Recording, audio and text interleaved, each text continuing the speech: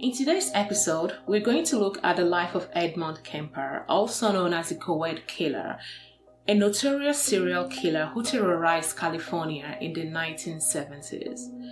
Kemper was born in 1948 in Burbank, California.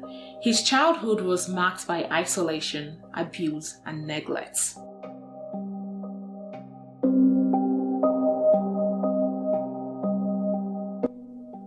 Kemper's parents divorced when he was just 9 years old, and he was forced to live with his abusive mother, Clarnell Strandberg.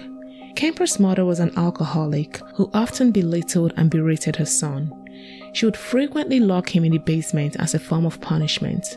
As a child, Kemper was obsessed with death and violence, and he would often torture and kill animals as a way of acting out his aggression. He also had a morbid fascination with police work and would frequently hang around the local police station, befriending officers and learning about their work. His troubled childhood eventually led him down a dark path. In 1964, at the age of 15, he ran away from home and hitchhiked to his father's house in California. However, Kemper's father, Edmund Kemper II, was not pleased to see his son and sent him back to his mother. As time went on, Kemper's relationship with his mother continued to decline. In 1964, he was admitted to a mental health facility after he attempted to kill her with a knife. He was diagnosed with paranoid schizophrenia and was released to his mother's custody 2 years later. When his relationship with his mother was not working out, Kemper moved in with his grandparents, who were her mother's parents. Initially, Kemper got along well with his grandparents, and they even allowed him to hunt and shoot guns. As Kemper's behavior became increasingly erratic, his grandfather grew concerned and eventually asked him to move out of their home after a shooting incident involving his grandmother.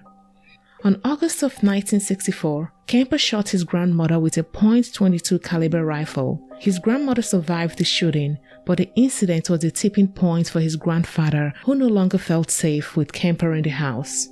By this time, Kemper was 50 years old. He was sent to a state hospital in California after he shot his grandparents. He was diagnosed with paranoid schizophrenia and stayed there until he was released at the age of 21 in 1969.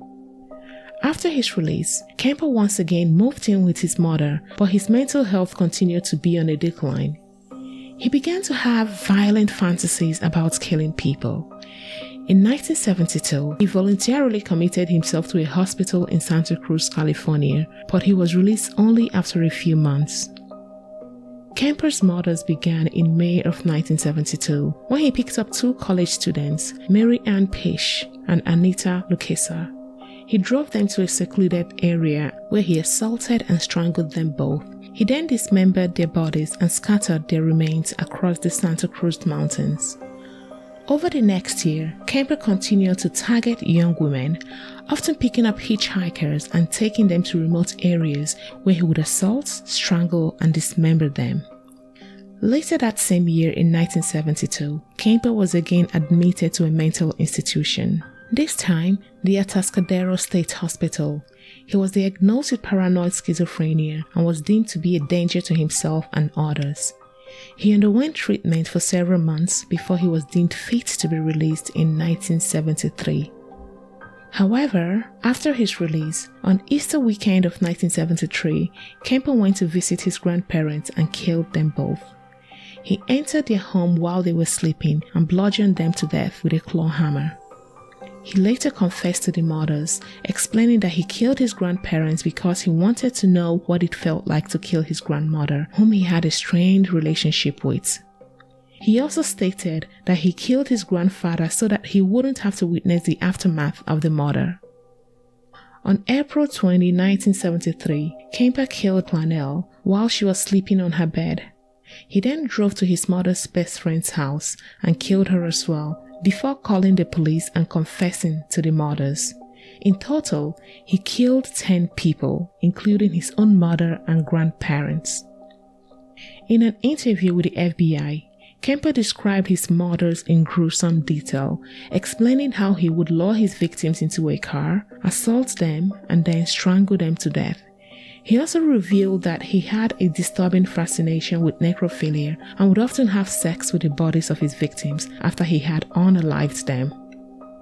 Kemper was found guilty of 8 counts of first-degree murder and was sentenced to life in prison without the possibility of parole. He is currently serving his sentence at the California Medical Facility, a maximum security prison in California.